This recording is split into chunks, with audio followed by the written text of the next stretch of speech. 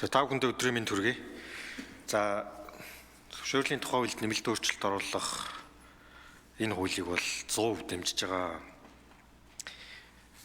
Цахим мөрөөдтэй тоглоомын үйл ажиллагаа эрхлэх энэ сурталчлан уриалгахыг ер нь бид нэр аль дөрвөн л хоригдсан байх хэрэгтэй юм л та.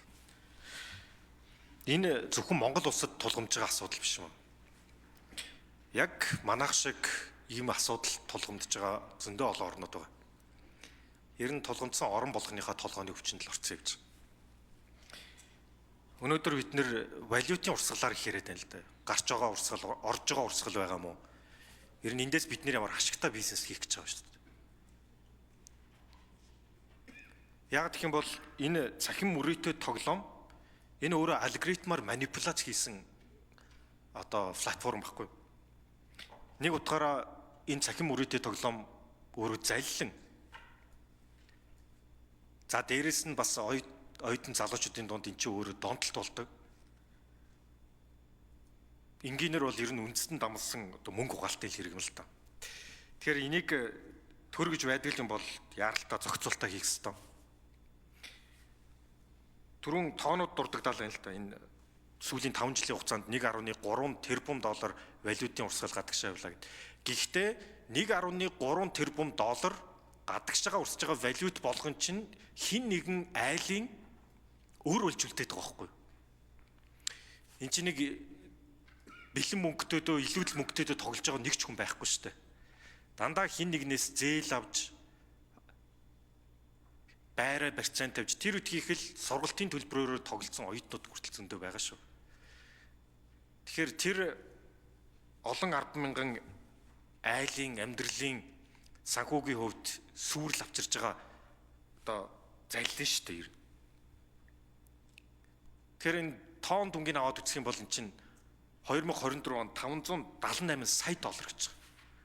Тэгэхээр 2024 онд 578 сая доллар айл өрхийн нэмэлт өөр болоод үлдэж байна гэсэн үг байхгүй.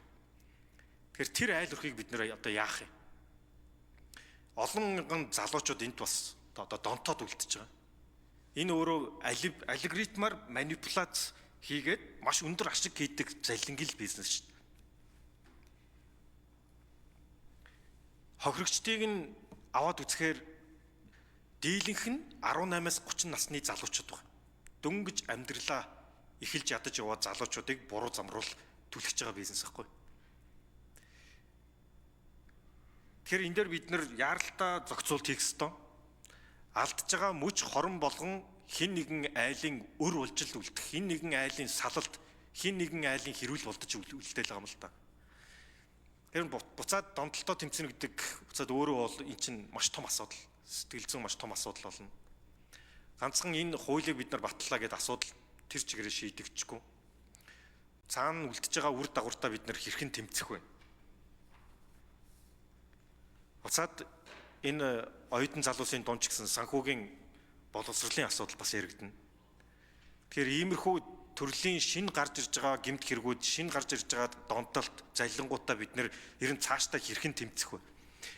Тэгэхээр энийг бид нэр ардаас нь хөөцөлдөж дараа нь илүү урдаас нь төлөвлөж бусад орны жишгийг яаралтай оруулж ирж энэ чинь зөндөө олон орн хуулийн дээр хориглоод арга хэмжээ авцсан байгаа юм л та. Тэгэхээр ардаас нь хөөцөлдөж бид нар болж өгвөл урдаас төлөвлөж урдчлан харж арга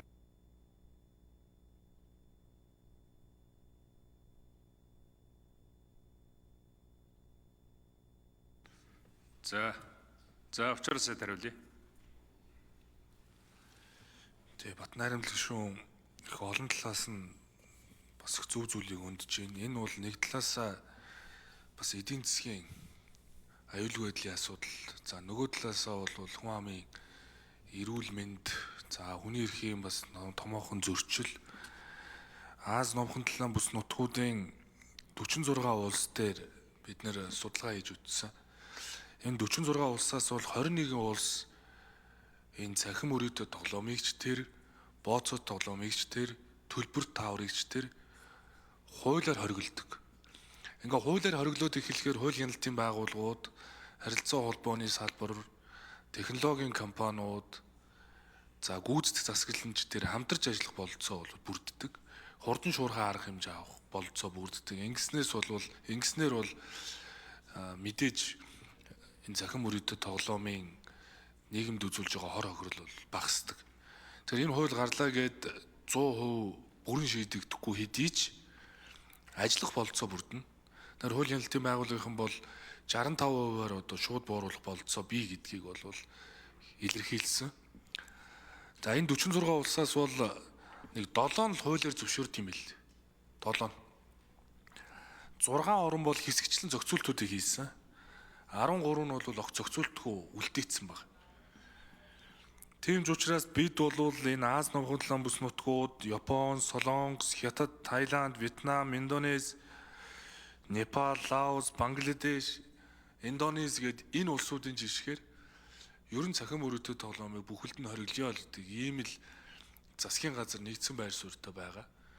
Хуулиар хориглосноор өөрөө хариуцлага нэмэгдэнэ. Энэ эрүүгийн хууль, зөрчлийн хуулиар бол хариуцлага нэмэгдээд эхэлж байгаа. Тийм ч учраас энэ хууль гарсны дараа бол нэгэнт цахим мөрөдөд тоглоом, бооцоо тоглоом хориглогдсон учраас одоо олон улсын гадны одоо App Store, Play Store, одоо Google-ийн аппликейшн татдаг одоо сторууд бүхлээрээ хуулиар хоригдсон учраас манай одоо харилцаа холбооны салбар бол энэ төрлийн үйл ажиллагааг манайх одоо хориглосон гэдэг хууль эрх зүйн орчноо тухайн одоо гадны байгууллагууд руу илгээснээр тухайн байгууллага манай дотоодын хууль тогтоомжийн дагуу App Store-оос ороод 1xBet шиг ийм цахим мөрөдөд тоглоомын хэв шинжийг агуулдаг бүх төрлийн аппликейшнгуудыг манай байршил дээр татахыг одоо бүрөө хориглоно гэсэн. Тэгэхээр маш том одоо бас дэвшил бол хуулиар хориглосноор гарна гэдгийг бас хэлье. За Отгон шарын Батнайрамд гишүүн нэмж асууя. За тэгэхээр өнөөдөр бид нар бүгдээрээ гар утсандаа бараг дунджаар зарим тохиолдолд 7-8 цаг зарч байгаа. Тэр энэ тоглоомын бас нэг асуудал нь 24/7 шүнж гэсэн орход дандаа дэлгэцэн дээр нь байж идэг. Тэгэхээр ер нь энэ цахим одоо цаашаага энэ технологи хөгжих тусам биднэрт нэгсэндээ шинэ эрсдлүүд гарах л байхгүй. Энэ цахим мөрөдөд тоглоом яг тэдний нэг шүү дээ. Тэгэхээр яг өнөөдөр биднэрт одоо дараа нь буцаад Монгол Улсын засгийн газраас авах арга хэмжээний хувьд ч гэсэн бүх юм тодорхой биш байж болно. А гэхдээ зарчмын хувьд арга хэмжээнүүдээ аваад явах хэрэгтэй. Тэгэхээр аль болох хоцорч биш урдчлан харж бусад орны жишгийг яаралдаа судлаад арга хэмжээ бас авч явах хэрэгтэй гэдгийг дахин хэлмээр байна. За үг хэллээ. Одоо Сандгийн Бямцэг гишүүн асуусан. За бас